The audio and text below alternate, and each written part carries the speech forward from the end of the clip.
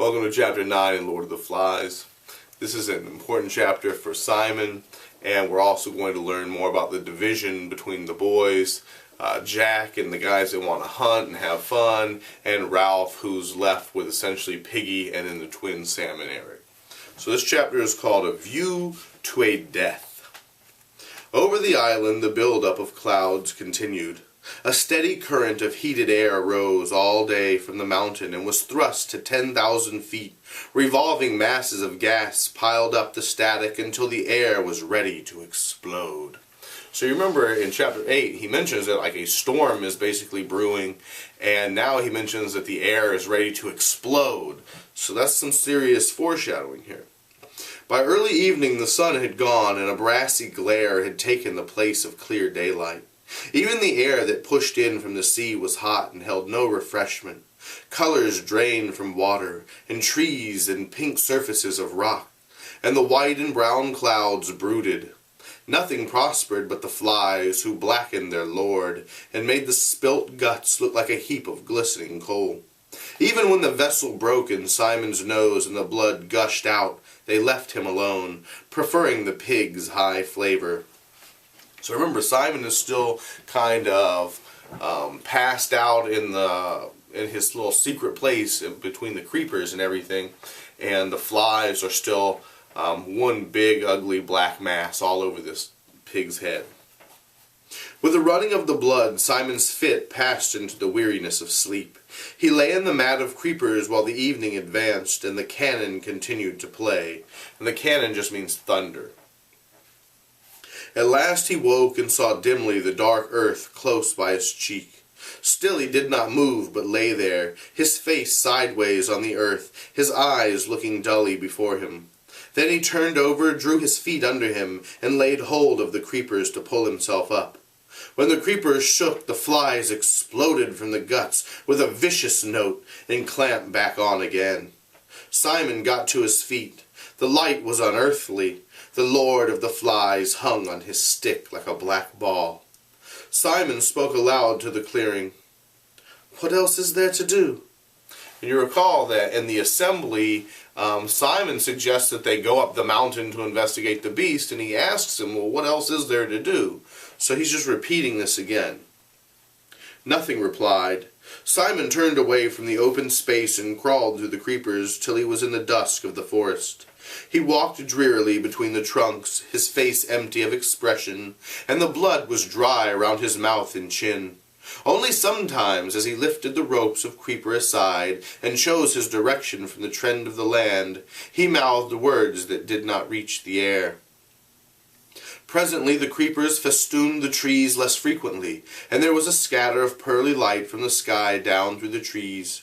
This was the backbone of the island, the slightly higher land that lay beneath the mountain where the forest was no longer deep jungle. Here there were wide spaces interspersed with thickets and huge trees, and the trend of the ground led him up as the forest opened. He pushed on, staggering sometimes with his weariness, but never stopping. The usual brightness was gone from his eyes, and he walked with a sort of glum determination, like an old man. So you can see that Simon has changed now. He's had this conversation with himself, but he learns that evil, if it exists, it lives within the boys on the island, not within some beast. Or that is to say that the boys are themselves the beast. A buffet of wind made him stagger, and he saw that he was out in the open, on rock, under a brassy sky. He found his legs were weak, and his tongue gave him pain all the time. When the wind reached the mountain top, he could see something happen, a flicker of blue stuff against brown clouds. He pushed himself forward, and the wind came again, stronger now, cuffing the forest heads till they ducked and roared. Simon saw a humped thing suddenly sit up on the top and look down at him. He hid his face and toiled on. The flies had found the figure too.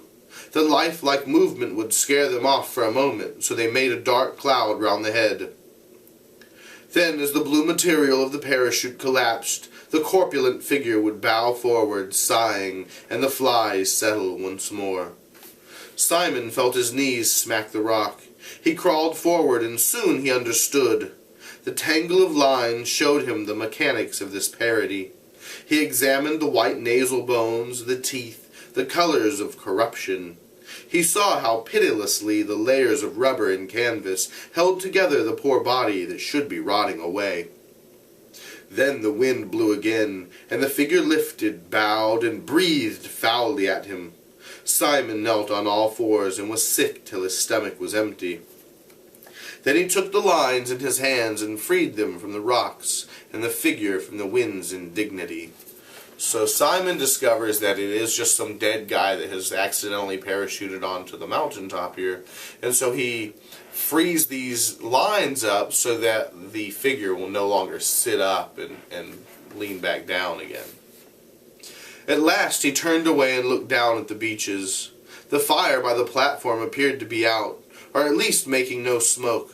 Further along the beach, beyond the little river and near a great slab of rock, a thin trickle of smoke was climbing into the sky. Simon, forgetful of the flies, shaded his eyes with both hands and peered at the smoke. Even at that distance it was possible to see that most of the boys, perhaps all of the boys, were there. So they had shifted camp then, away from the beast. As Simon thought this, he turned to the poor broken thing that sat stinking by his side. The beast was harmless and horrible, and the news must reach the others as soon as possible. He started down the mountain, and his legs gave beneath him. Even with great care, the best he could do was a stagger. "Bathing," said Ralph. "That's the only thing to do." Piggy was inspecting the looming sky through his glass. "I don't like them clouds. Remember how it rained just after we landed?" "Going to rain again." Ralph dived into the pool. A couple of little ones were playing at the edge, trying to extract comfort from a wetness warmer than blood. Piggy took off his glasses, stepped primly into the water, and then put them on again. Ralph came to the surface and squirted a jet of water at him. "Mind my specs," said Piggy. "If I get water on the glass, I got to get out and clean 'em." Ralph squirted again and missed. He laughed at Piggy, expecting him to retire meekly as usual, and in pained silence. Instead, Piggy beat the water with his hands. "Stop it!" he shouted. "Do you hear?" And he's like batting the water at Ralph. Furiously, he drove the water into Ralph's face. All right, said Ralph. "Keep your hair on." Piggy stopped beating the water. "I got a pain in my head. I wish the air was cooler. I wish the rain would come. I wish we could go home." Piggy lay back against the sloping sand side of the pool. His stomach protruded and the water dried on it. Ralph squinted up at the sky. One could guess at the movement of the sun by the progress of a light patch among the clouds. He knelt in the water and looked round. "Where's everybody?" Piggy sat up. "Perhaps they're lying in the shelter." "Where's Sam and Eric? And Bill?" Piggy pointed beyond the platform. "That's where they've gone. Jack's party." "Let them go," said Ralph uneasily. "I don't care." "Just for some meat." "And for hunting," said Ralph wisely. "And for pretending to be a tribe, and putting on war paint." Piggy stirred the sand under water and did not look at Ralph. "Perhaps we ought to go too." Ralph looked at him quickly and Piggy blushed. I mean, to make sure nothing happens." Ralph squirted water again. Long before Ralph and Piggy came up with Jack's lot, they could hear the party. There was a stretch of grass in the place where the palms left a wide band of turf between the forest and the shore. Just one step down from the edge of the turf was the white, blown sand of above high water, warm, dry, trodden. Below that again was a rock that stretched away toward the lagoon. Beyond was a short stretch of sand and then the edge of the water. A fire burned on the rock, and fat dripped from the roasting pig meat into the invisible flames. All the boys of the island, except Piggy, Ralph, Simon, and the two tending the pig, were grouped on the turf. They were laughing, singing, lying, squatting, or standing on the grass, holding food in their hands. But to judge by the greasy faces, the meat-eating was almost done, and some held coconut shells in their hands and were drinking from them. Before the party had started, a great log had been dragged into the center of the lawn, and Jack, painted and garlanded, and sat there like an idol. There were piles of meat on green leaves near him, and fruit and coconut shells full of drink. So Jack is kind of setting himself up as not just a chief here, but almost as a god. He's sitting there like an idol, it says, and all of these kinds of plates of food are sitting there almost as an offering to this god. Piggy and Ralph came to the edge of the grassy platform, and the boys, as they noticed them, fell silent one by one, till only the boy next to Jack was talking. Then the silence intruded even there, and Jack turned where he sat. For a time he looked at them, and the crackle of the fire was the loudest noise of the droning of the reef. Ralph looked away, and Sam, thinking that Ralph had turned to him accusingly, put down his gnawed bone with a nervous giggle. Ralph took an uncertain step, pointed to a palm tree, and whispered something inaudible to Piggy, and they both giggled like Sam. Lifting his feet high out of the sand, Ralph started to stroll past. Piggy tried to whistle. At this moment, the boys, who were cooking at the fire, suddenly hauled off a great chunk of meat and ran with it toward the grass. They bumped Piggy, who was burnt, and yelled and danced. Immediately Ralph and the crowd of boys were united and relieved by a storm of laughter. Piggy, once more, was the center of social derision, so that everyone felt cheerful and normal.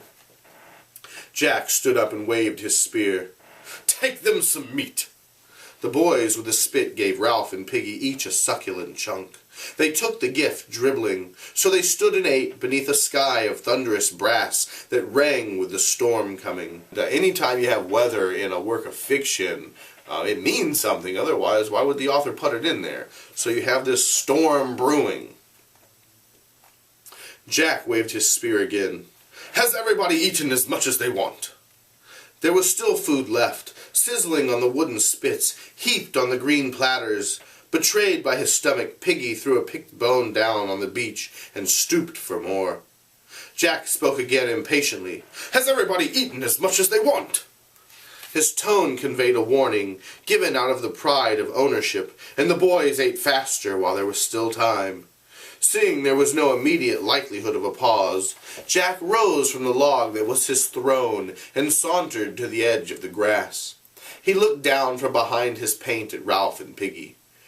They moved a little farther off over the sand, and Ralph watched the fire as he ate. He noticed without understanding how the flames were visible now against the dull light. Evening was come, not with calm beauty, but with the threat of violence. Jack spoke. "Give me a drink." Henry brought him a shell, and he drank, watching Piggy and Ralph over the jagged rim. Power lay in the brown swell of his forearms. Authority sat on his shoulder and chattered in his ear like an ape. Why like an ape? What would that mean? And who else have they compared to an ape on this island?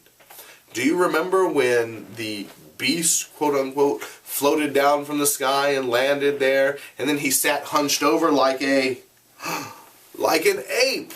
So maybe this reference to this ape is like a beast chattering in Jack's ear.